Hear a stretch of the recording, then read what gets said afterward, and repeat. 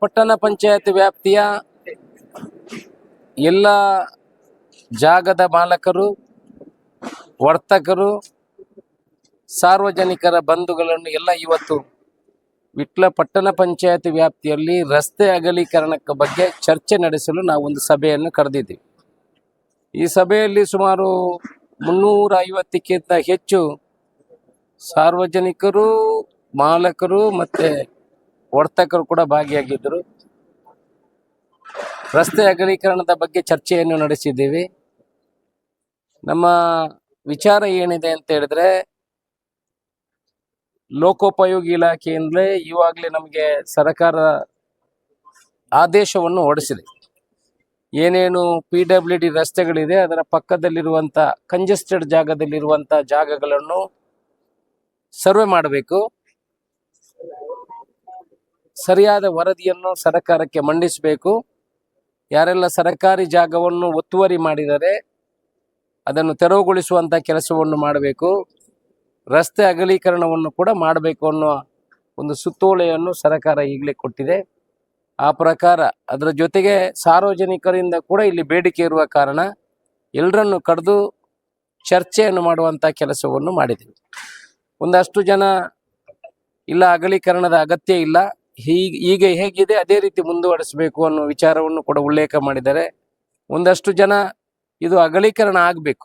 ಯಾಕಂತ ಹೇಳಿದ್ರೆ, ನಾನು ಈ ಹಿಂದೆ ಒಮ್ಮೆ ಈ ಪ್ರಸ್ತಾವನೆಯನ್ನು ತೆಗೆದಿದ್ದೆ. ಸೋಷಿಯಲ್ ಮೀಡಿಯಾದಲ್ಲಿ ನನಗೆ ಬೇಕಾದಷ್ಟು ಇನ್ಪುಟ್ಗಳು ಬಂದಿದೆ. ಇಲ್ಲ, ಅದನ್ನು ಅಭಿವೃದ್ಧಿ ಮಾಡಬೇಕು, ವೈಡನಿಂಗ್ ಮಾಡಬೇಕು, ಆದರೆ ಮಾತ್ರ ವಿಟ್ಲ ನಗರ ಅಭಿವೃದ್ಧಿ ಆಗ್ತದೆ ಅನ್ನುವ ವಿಚಾರವನ್ನು ಉಲ್ಲೇಖ ಮಾಡಿದರು. ನಾನು ಕೂಡ ಅದನ್ನು ಹೇಳುವಂಥದ್ದು, ರಸ್ತೆಗಳು 4 ಲೈನ್ಸ್ಗಳು ಆದರೆ ಖಂಡಿತ ವಿಟ್ಲ ಪಟ್ಟಣ ಪಂಚಾಯತ್ ವ್ಯಾಪ್ತಿಯಲ್ಲಿ ಅಭಿವೃದ್ಧಿ ಆಗ್ತದೆ.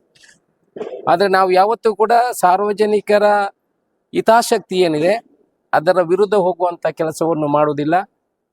ಅವರ ಅಭಿಪ್ರಾಯಗಳನ್ನು ತೆಗೆದುಕೊಂಡೇ ಮುಂದೆ ಹೋಗುವಂಥ ಕೆಲಸವನ್ನು ಮಾಡ್ತೇವೆ. ಇವತ್ತು PWD ಅಧಿಕಾರಿಗಳಿಗೆ ನಿರ್ದೇಶನವನ್ನು ಕೊಟ್ಟಿದ್ದೇವೆ. ಯಾವುದೆಲ್ಲ ಸರ್ಕಾರಿ ಜಾಗದಲ್ಲಿ ಅನಧಿಕೃತ ಕಟ್ಟಡಗಳಿದ್ದಾವೆ ಅದನ್ನೆಲ್ಲ ಸರ್ವೆ ಮಾಡುವ ಮುಖಾಂತರ ಮಾಸ್ಟರ್ ಪ್ಲ್ಯಾನನ್ನು ಮಾಡಬೇಕು. ಯಾರ್ಯಾರ್ದು ಎಷ್ಟೆಷ್ಟು ಜಾಗ ಹೋಗ್ತದೆ ಅದನ್ನು ಮಾರ್ಕ್ ಮಾಡಬೇಕು.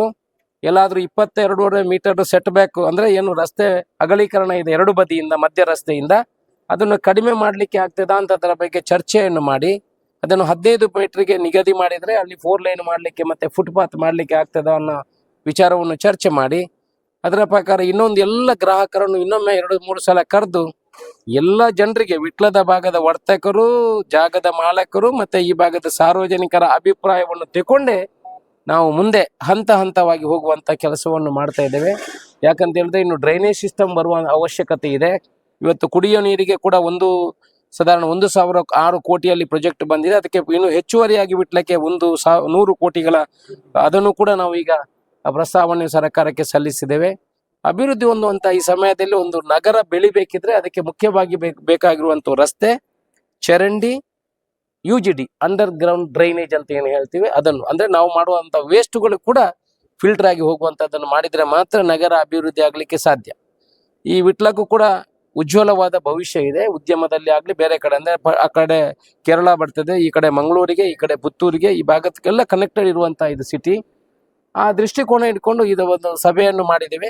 ಬಹುಶಃ ಮುಂದಿನ ದಿವಸದಲ್ಲಿ ಯಾರ್ದು ಜಾಗ ಎಷ್ಟೆಷ್ಟು ಹೋಗ್ತದೆ ಅನ್ನೋ ಡಿಮಾರ್ಕೇಶನ್ ಮಾಡಿದ ನಂತರ ಪುನಃ ಅವ್ರ ಹತ್ರ ಚರ್ಚೆ ಮಾಡಿ ಅವರ ಮನವೊಲಿಸುವಂಥ ಕೆಲಸವನ್ನು ಮಾಡಿ ಅವರ ಅಭಿಪ್ರಾಯಗಳನ್ನು ತಗೊಂಡು ಮುಂದೆ ಕಾರ್ಯಕ್ರಮವನ್ನು ಮಾಡುವಂಥ ಕೆಲಸವನ್ನು ಮಾಡ್ತೇವೆ. ಇದನ್ನು ಯಾಕೆ ನಾವು ಅತ್ಯಂತ ಬೇಗ ಆರಂಭ ಮಾಡಿದ್ದೀವಿ ಅಂತ ಹೇಳಿದರೆ, ಈಗ ತಾನೇ 40 ಕೋಟಿ ರೂಪಾಯಿಗಳ ಅನುದಾನವನ್ನು ಈಗ ಇಟ್ಟಿದ್ದೇವೆ.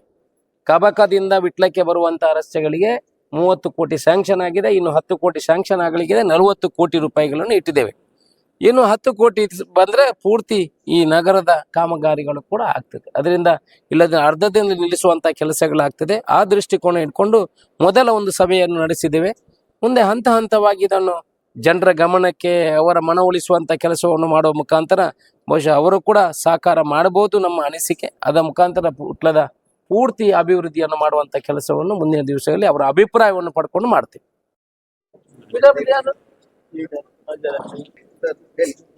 ಈಗಾಗಲೇ ರಸ್ತೆ ಅಗಲೀಕರಣದ ಬಗ್ಗೆ ನಮ್ಮ ಮಾನ್ಯ ಶಾಸಕರು ಈ ವಿಚಾರದಲ್ಲಿ ತುಂಬಾ ಉಲ್ಲೇಖ ಮಾಡಿದರು. ನಿಜವಾಗಿ ಆದರೂ ಈ ವಿಟ್ಲ ಪೇಟೆಗೆ ಇನ್ನು ಅಗಲೀಕರಣ ಭಾರಿ ಅಗತ್ಯ ಇದೆ. ಆದರೆ ಈಗಾಗಲೇ ಈ ಮಾಲೀಕರದ್ದು ಈ ಜಾಗದ ಮಾಲೀಕರು ವರ್ತಕರು ಇವರ ಏನು ಒಂದು ಅಭಿಪ್ರಾಯವನ್ನು ತಕೊಂಡು ಮುಂದಕ್ಕೆ ಯಾವ ರೀತಿ ಮಾಡ್ಬೋದು ಅಂತೇಳಿ ಅವರ ಈ ಒಂದು ಅವರ ಮನಸ್ಸಿನ ಇದನ್ನು ಬಿಚ್ಚಿಟ್ಟಿದ್ದಾರೆ ಅವರು. ಹಾಗಾಗಿ ಈ ಈ ಅಗಲೀಕರಣವು ಭಾರಿ ಅಗತ್ಯ ಉಂಟು ನಮ್ಮ ವಿಟ್ಲಪೇಟೆಗೆ. ಇದನ್ನು ಇವರ ಈ ಮಾಲೀಕರಿಗೆ ಒಂದು ಒಳ್ಳೆ ಮನಸ್ಸು ಬುದ್ಧಿ ಬಂದು ಅದನ್ನು ಮುಂದಕ್ಕೆ ಒಂದು ಅಗಲೀಕರಣ ಮಾಡುವಂತ ಒಂದು ಮನಸ್ಸು ಶಕ್ತಿ ಅವರಿಗೆ ಆ ದೇವರು ಕರುಣಿಸಲಿ.